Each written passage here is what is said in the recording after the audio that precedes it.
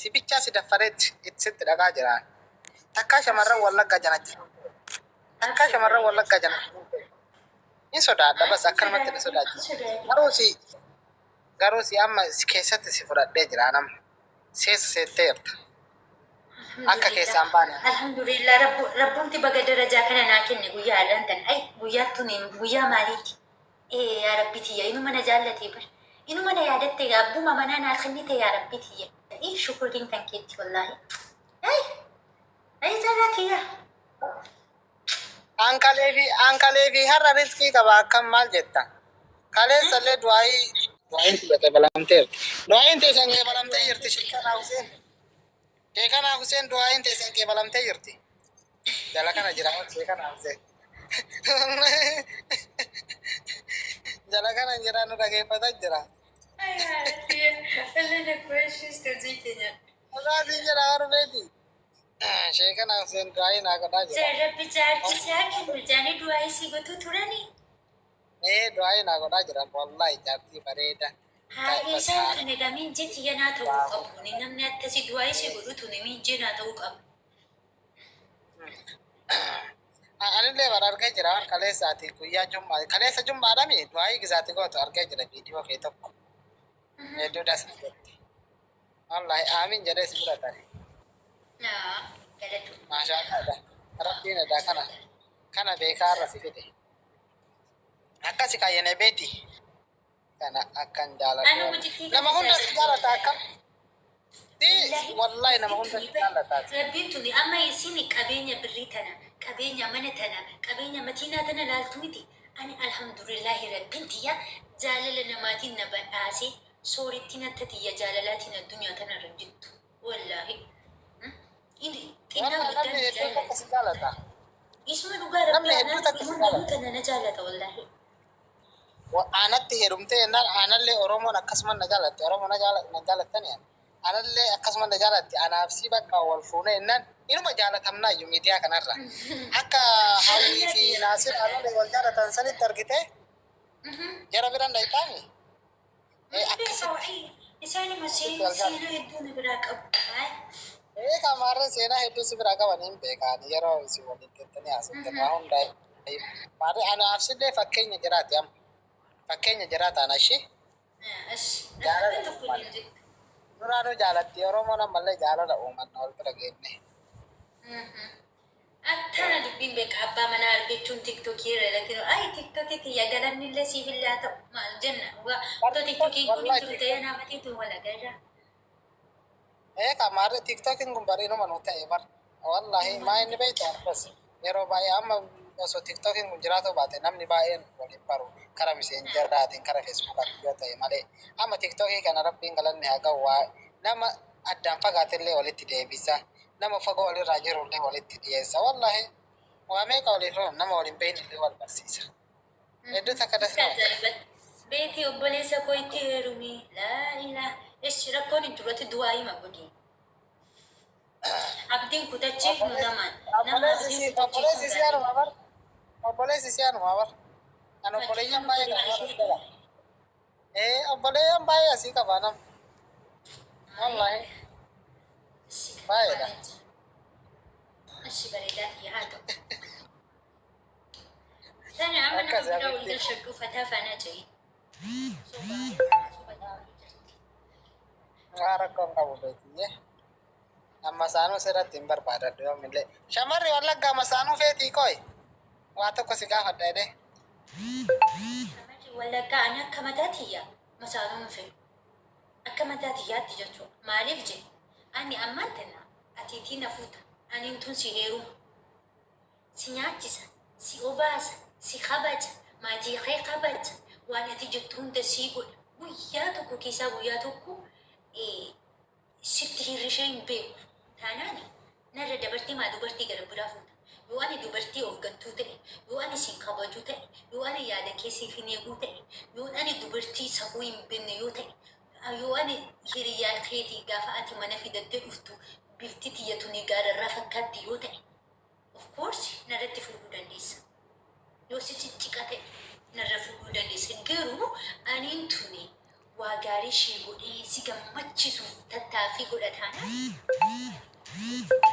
biraan irratti fuutu suni qaama nama qabdi qaama wanta xiyyaati nama wanta xiyyaa miti maa fuuta inni ani taraa mataa xiyyaa ni yamu garuu gaafa atii tuni yookiin hin fuudhaa jettee natti dubbattu taate akka wallaggaatti dubartiin tokko abbaa manaa isheetii ani otoo gaafa abbaa manaa godhadde yoo abbaa manaan tooyuu wajjin wal abdee godhanniyyuu abbaa manaatiyya buna koo danfisadhee mana koo bareechadhee abbaa manaatiyya kootu taa'e jee maal yoo amala natti jijjiirratee jiraate maaliif akka amala natti jijjiirrate hir'inni tiyya maali dubartiinii waa dangatuu dandeessi maaliif dubartiin beekaa hojii ishee faana hojii mana keessa wajjin baateeyyuu dubartiin beekaa qaamuma ishee tanayyuu of dagattee hojii koo yoom xumuradda jettee beekaa hojii ishee faana fiiddu jirti. So inni immoo rakkoo ishee yoo itti himee itti dallana yookaan immoo yaada gara biraa irra yaada yoo ta'eeti. Ani gadi taa'een hirrina abbaa manaa tiyyaa narraa dhabee hin gaafadha. Yoo inni hirrina tana sirraa dhabee naatiin jedheeti. Hirrina sanarraa ani itti guuttatuu danda'a jechuudha gizee booddatti. Eshi abbaa manaa tiyya hirrina koo waan hin ta'eef galatuumi irratti hirrina koo sanaa sirreessuuf yaalaan jira. Akkasuma yoo ani abbaa manaa tiyyallee ani akka wallaggaatti jittee namaa tana badaa hin arginu. Anillee namni tokko yoo ati jireenya bareedaa jiraatta yoo ta'eeti jireenya kee diiguu barbaada beekta. Waan hin qabne uffitee olola gidduutti uffata odeessuu danda'a. Olola ageessee fiiddee faata osoo hin saaneeti. Abbaa manaa kee sanarra rakkoo namni si odeessees ta'e ofii keessa rakkoo irraa agarte ta'e abbaa manaa tiyyaa rakkoo tana sirraa argee jira.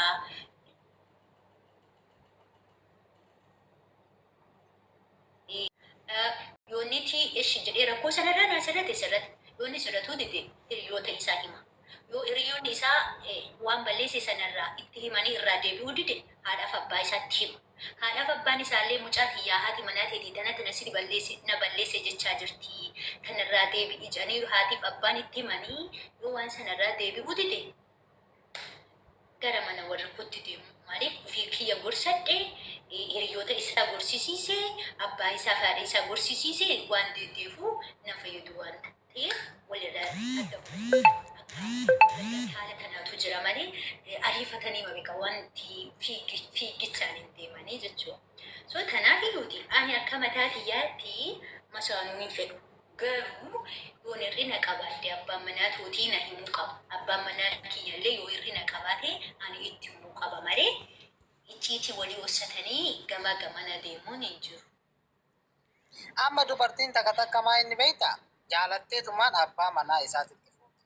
Wallahi tagaafattu faatu jira bar jaartii biraan irratti dabalatu feetaa itti tagaafattutu jira. Aadaa arsii keessan jira kun amma aadaa dhimmaan keessan beeku arsii keessan jira garuu ta'uufuma gaafattu jechuudha. Innaa dammoo ta'inni gaafatee jaartii akkana fuudhuudha. Hir'inni hin qabdu amma waa hundaayyuu guuttee jirti bas jaalalumaan itti fuutu jira. Kunii waan akkanaa kun hin jiru wallaggaan keessa. Tajaalalaan waan akkasii ani aga'een beeku wallahi waan akkasii wallagga keessatti jaarsa narratti fuudhee ka jettu hin jirtu. Waan akkasii ani nageenya wallahi nageenya waan akkanaan jirtu. Bas maa inni beektaa bas aadaan hundinuu amma jimmaan keessatti illee akka dhagayetti bas masaanuun walirratti fuudhuun dhorkadhaa jechuudha. Shawaa keessatti illee akkasuma shamarri shawaallee masaanuu yoo irratti fuudhee jaalattu sun dhugaadha. Laakiin dammoo bas yeroo baay'ee namni jaarsaaf jaartiin walii galtee jennaan yoomillee jechuudha. Hir'ina ofii iyyuu hin guuttatan. Maaltu isirraa hir'atee jaarsillee maaltu isarraa hir'atee maaltu amma maa inni beektaa yeroo baay'ee jaartiinuu jaarsa gattee adeemtu hin jirti hir'ina yoo irratti argitu. Wallahi isa dhiistee kanaaf biraatitti heerumtu meeqaa kamitu jira hedduu jirti. Kanaafuyyuu jara lamaanuu walii galanii jechuun jaalalli dhugaa jiraannan yoomillee hir'ina ofii guuttatuu hin danda'an. Kanaafan sin jedhaa biiftee ishee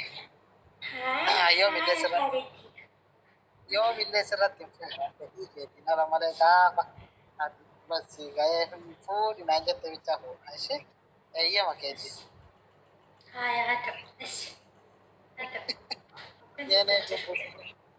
Yenee dumbush bush أمو مثلا كيلو كلنا بدي سوق أبدي يا ربي تي أمو كان درجات يومنا بدو كبي ولا بنتو أي Darajaan ol kaatama morma ganama maayina dashtaa kanarraa maayini beektan namni tokko gammachuu argate qaamni isaa guutuun gammachuu argannaan wallahi ol dabalaa deema qaamni isaa gadi bu'aan deema. Sharafni gadi bu'aan jiru ol dabalaa deema malee atama gammachuun eedanaa jechuun gammachuun bultee yennaan ganama osoo ol kaatee kiiloo kee ilaalte amma kiiloo lama dabalte yookiin sadi dabalte yookiin afur dabalte. يا ربي Anamma يا كمي edana إنسان كان بيتشيف نيجرو anamma dhugaa dubbachuuf amma edana gammachuun bulamu. Maaliif akka waan ati na bira jirtuuti hanganuma si wajjin haasa'uu kiyyaafuyyuu waa hedduutu na dhagama gammachuutu natti dhagama keessa kiyyatti dasna jedhaa hirriba gaarii rafee bulaa nam miitiyyee si galee yeeni qonjo atillee akkasuma si hawwa yoomillee yoo akkana silaa keessi kee bareedaa fakkaata yoom akkanatti silaaluyyuu wallahi das jedhi war bareedduu warra Ati ta'e saalaan tuni baay'ee dashaanaadha. Namatti tola. Bareedaadha dashana. amma buna dhaabbatoo gaaree galgala buna dhuida Maal jettee? galgala buna dhuida Ani gaggala buna nu butaanaan hirribni na qabatu. buna yoo buna dhuida hirribni si qaba Yoo buna hungee malee hirribni na qabatu buna otoo nugeen bulee jennaan imimmaa wakaka gochaa haa jechaa qilleensaa buqqachaa bulaa muuti. Buna hungee jennaan latti jirrafa. maashaallah dhugeene konja bunni bareeduma Buna jaalaa garuu bunni arabaa tuni baay'ee daakamaadha. Laphisi dhubsabe taaneen tuni ammaan tana. koofii dhuida kaafii dhuida Maayini? kaafii naas kaafii dhuida moo bunuma nagaati Buna waluma keessa sa'aatii sa'anii qabu si'a sadii uga. Ganama galgala shayi karatii uga. Talaa taa'u. Garuu nyaata nyaatu kanuma shadanii dhugee beeka. Tanuma. kanaaf ufajjeesteedha nyaata nyaata bishaanoo ofitti guurta nyaata nyaadhu kaa giddimaan abboo akka jijjiiramni dhufu Bishaan immoo bishaanii yoo waan gubaa tana nyaadhe malee waan gubaa nyaadhu taana waggaa tokkottuu bishaanii dhugu. Bismillah.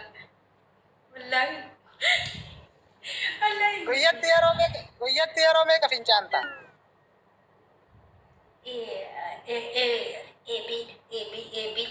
Eebii jettee arabni maarre bishaan amma hin dhugu jette maarre namni bishaan hin dhugu hin fincaanu dhugaadhaa bar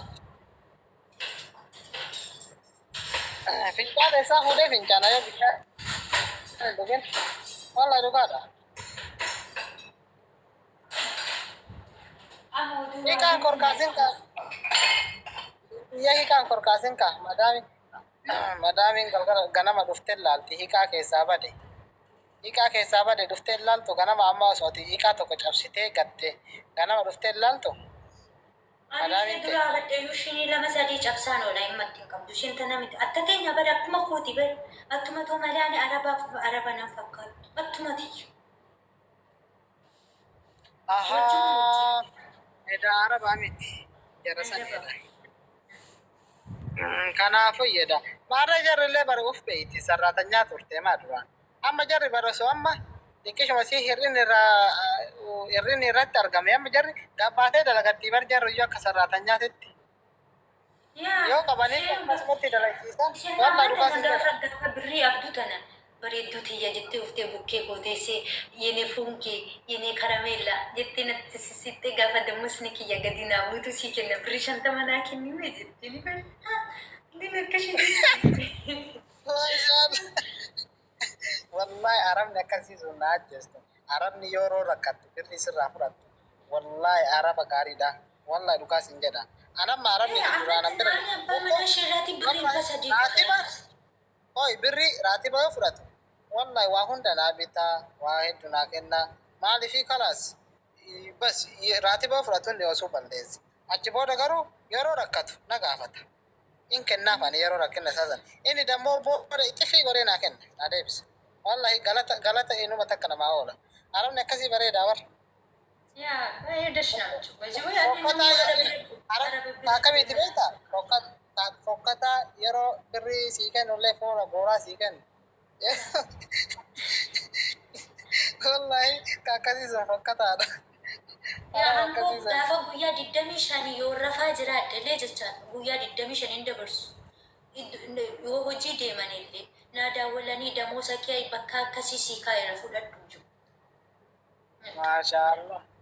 Das jedha kaabba. Hagamachi turte ati warra kanneen bira. Ani biyya Arabaa keessa waggaa 12 jiraatu jira. Asumatti guddattee jirti. Asumatti Biyyee guddattee. hubattee inni nugataa jiratu tuuna amantaatu. Maal qabeenya abbaa manaa kootee Tokkummaa Oromoo. Habiibii konaaf jiraadhu ishee. Jaalatamaa nama. Beetiyyaa anas dhungata ishee irra laaleen kaa'ate amma osoo inni si dhungate anamma ni naafa osoo inni si dhungate inni naafa anam wallahi inni naafa kanaafuyyuu ijaarsa amma anaaf si walii gallee wal fuunemi waalaikum salaam warahmatullahi wabarakatuh inni naafa amma ani inni naafa osoo ati si dhungatte wallahi tokkummaa si bilooka sila wal fuunee jira ati si dhungatte si bilooka kaa anjaarsa si diyar kana booda kilaasiiti yadeema sagalee gadi qabeeti. Jaarsi kee kaalita jaarsa keetii? itti waa hunda Waan amma isaa turtan guddina irratti illee kaalita dhugaa rabbi. maasha